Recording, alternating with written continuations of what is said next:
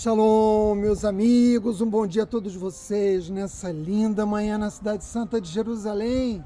Eu tenho certeza que a maior parte de todos vocês já sabe exatamente onde eu me encontro, no alto do Monte das Oliveiras.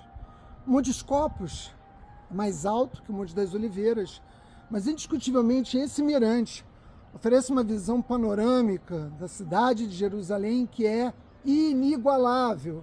Sobretudo porque o Monte das Oliveiras fica exatamente em frente à cidade velha de Jerusalém. Portanto, se você visitar Jerusalém, não perca a oportunidade de ver até aqui em cima. Existe um ônibus que traz, mas eu vim caminhando.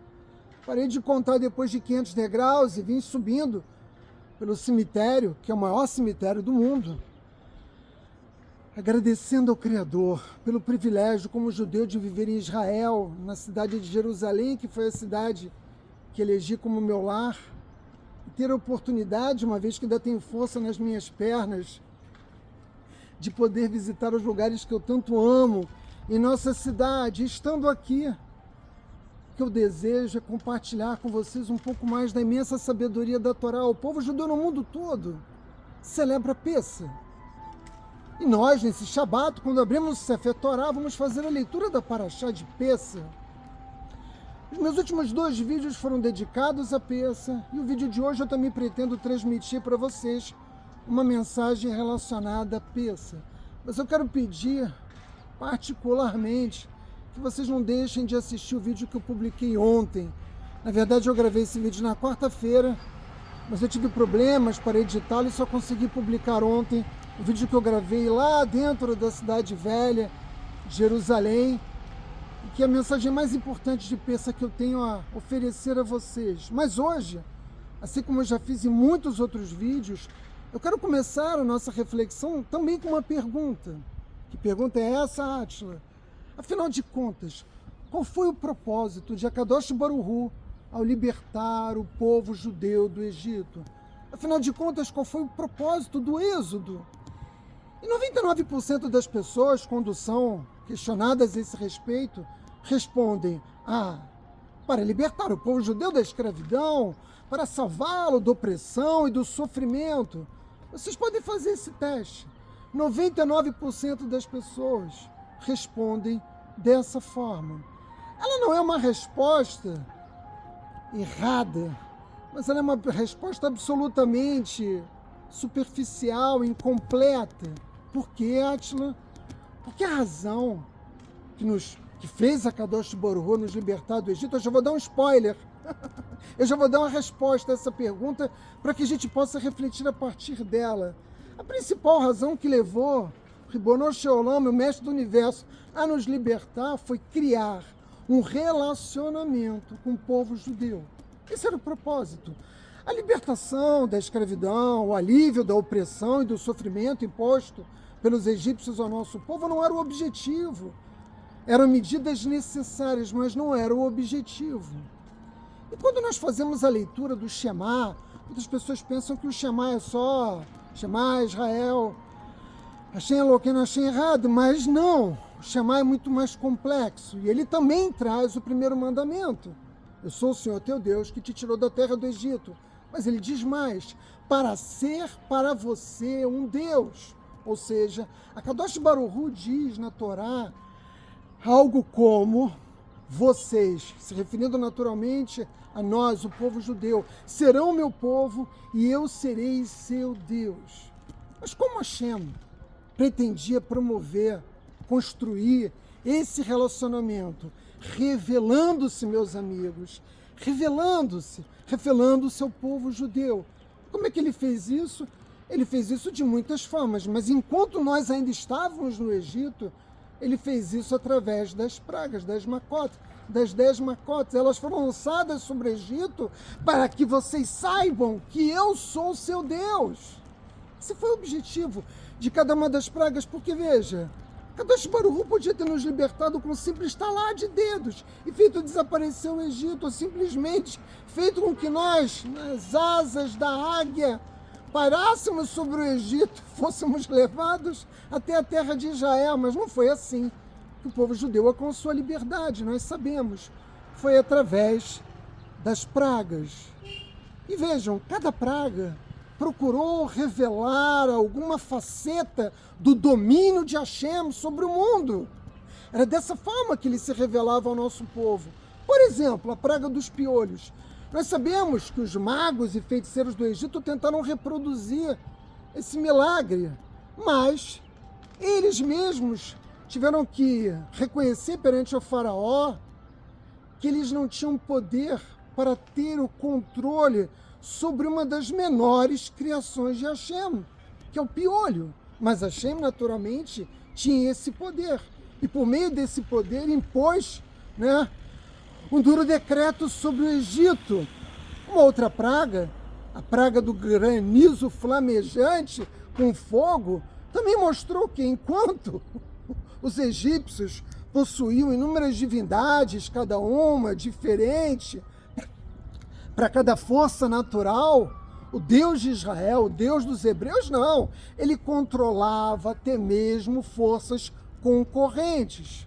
Ora, se Deus está estabelecendo uma relação conosco, se revelando, é preciso que Ele revele sobretudo que o desejo de construir uma relação de amor, ou seja, Hashem se importa com a nossa aflição.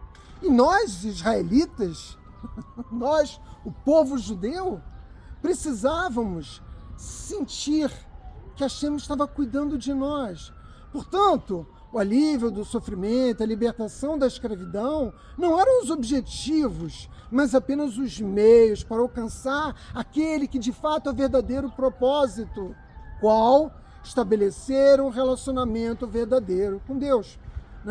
Que Hashem queria que nós estabelecêssemos esse relacionamento. E eu quero, nesse momento, parar para refletir com vocês, e foi por isso que eu dei a resposta tão rapidamente. Ora, se o povo judeu teve que sofrer na escravidão 210 anos para construir um relacionamento com o Kadosh Baruch Hu, por que você está reclamando dos problemas que você enfrenta? Por que você está reclamando das vicissitudes, dos desafios, das dificuldades que você enfrenta? Será que você não percebe que você só não vive num jardim de delícias, num paraíso aqui mesmo, no mundo terreno, porque você não quer construir esse relacionamento com Deus? Será que você não percebe que todos esses obstáculos na sua vida são para te forçar uma aproximação com o Criador, para você reconhecer que Ele é o único poder que existe na face da Terra?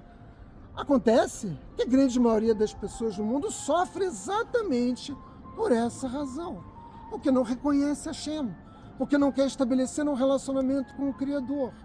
Naturalmente, essas pessoas criam obstáculos para que as bênçãos possam descer dos céus nas suas vidas. Átila ainda não entendi exatamente. Vejam, eu sou uma pessoa absolutamente comprometida com a luta contra todas as formas de racismo. Já participei ativamente, junto com organizações do movimento negro no Brasil, de manifestações, de eventos que procuravam promover a igualdade racial no Brasil.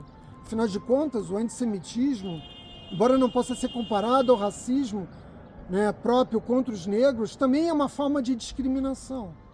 E a maioria de nós, equivocadamente, estabelece um paralelo entre a escravidão no Egito e a libertação do nosso povo com a emancipação dos escravos, sobretudo no sul dos Estados Unidos. De tal forma, se estabelece esse paralelo que nós podemos dizer, pelo menos para aqueles que estão atentos aos acontecimentos da luta dos negros nos Estados Unidos, se estiverem suficientemente atentos, vão ver que houve até uma apropriação, de modo que músicas, orações que os negros fazem, quase sempre o tema do êxodo está presente. Let my people go, Quando eles dizem da liberdade do seu povo, do povo negro, eles estão mencionando quem? Nós, judeus, povo judeu. Mas, embora isso não nos incomode, não crie entre nós nenhum tipo de constrangimento, a verdade é que existe uma diferença fundamental entre a libertação dos escravos no sul dos Estados Unidos e a libertação dos judeus no Egito. E você vai perguntar aí do outro lado da câmera, Átila, mas qual é? Abraham Lincoln, quando assinou a Carta de Emancipação dos Negros nos Estados Unidos, ou seja, quando ele libertou os escravos, ele não queria estabelecer um relacionamento com eles. E quando Hashem nos libertou do Egito, ele fundamentalmente queria estabelecer um relacionamento conosco. Porém, é preciso dizer que o nosso bem maior, se nós compreendermos o propósito do Êxodo, nosso bem maior não foi o alívio do sofrimento, como aconteceu, por exemplo, com os negros nos Estados Unidos e também no Brasil, naturalmente, quando houve a libertação dos escravos no Brasil, a partir de 1822. Quando nós alcançamos a liberdade, obtivemos o alívio, né, da opressão e do sofrimento, esse não foi o maior legado do Criador para nós, não foi o maior bem que ele fez a nós. Então qual foi, Átila? Estabelecer uma conexão, estabelecer um relacionamento. Esse foi o presente de Deus ao nosso povo. A liberdade era necessária, porque nós tínhamos que parar de servir ao Egito para poder servir a Hashem, como escravos de Hashem, como servos de Hashem. A rigor, propósito mesmo da criação do mundo, por parte de Akadosh Baruch Hu, foi justamente o estabelecimento de um relacionamento com os seres humanos, de modo que este foi o propósito para a vida e este também foi o propósito para o êxodo do Egito. Hashem quer estabelecer um relacionamento com todas as suas criações, mas sobretudo os homens que foram criados à imagem de Hashem, um estado de conexão. Esse é o objetivo, estabelecer um estado de conexão. A rigor, nós não deveríamos fazer outra coisa nas nossas vidas que não fosse cuidar de nossas famílias e orarmos. Nós deveríamos estar o tempo todo conectados com o Criador. Esse é o propósito da existência, a construção de um relacionamento com Deus. Dito isso, e reconhecendo que Hashem está em todas as coisas, e evidentemente Ele também está em todos nós, porque todos nós que somos sua criação trazemos centelhas divinas do Criador. Por isso é tão importante que para nós estabelecermos um relacionamento com Hashem, a gente também estabeleça uma relação com os outros seres humanos. Reconhecer a presença divina que existe em cada vida criada por Hashem, mas também em cada coisa. Nós devemos, sermos capazes de sensibilizar o nosso olhar, a nossa percepção da realidade, para vermos Hashem em todas as coisas. Mas para isso é preciso ter fé. A emuná é a pré-condição fundamental. E vejam, eu devo dizer, sem muita alegria, que boa parte dos judeus no Brasil, quando fazem Eliá para Israel, permanecem aqui por algum tempo. Mas a maior parte deles acaba retornando ao Brasil. Por que, Átila? Porque não é fácil viver em Israel. Porque tem o terrorismo? Não, não é essa a razão. É porque se você não entender quem você é, se você não tiver clareza da sua identidade judaica, você vai enfrentar muita dificuldade de viver em Israel. É preciso ter fé. Vejam, eu posso exemplificar isso falando do Egito. Ora, como é possível a vida no Egito? A vida no Egito só é possível graças à existência do Rio Nilo. O Rio Nilo banha boa parte das terras do Egito e torna essas terras agricultáveis. Os egípcios podem confiar no Nilo, podem confiar que o Nilo vai oferecer a riqueza necessária para que eles possam garantir a sua subsistência. A história de milhares de anos do Egito marca essa verdade, inegável. Mas em Israel, essa terra do leite e do mel, não existe um rio Nilo. Não existe nenhum rio que banha o nosso país trazendo riquezas como o rio Nilo. Então nós dependemos, diferentemente dos egípcios, nós dependemos de chuvas. Só que a chuva, meus amigos, como vocês sabem, é algo imprevisível. Nós não sabemos quanto vai chover, quando vai chover, aonde vai chover. E é por isso que quando o povo judeu não habitava a terra de Israel, isto aqui não era mais do que um deserto, do que areia e pedras.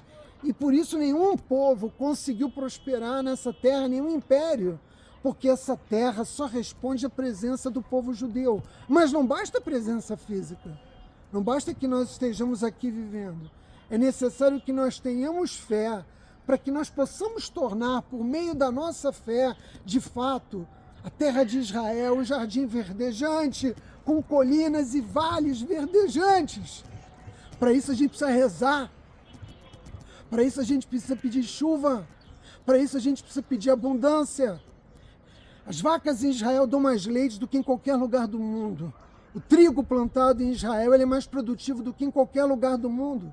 Se vocês não acreditam no que eu estou dizendo, pesquisem. Israel não fala isso. A gente não promove essas verdades o tempo todo, até para não criar inveja, né? Um olho mau contra nós.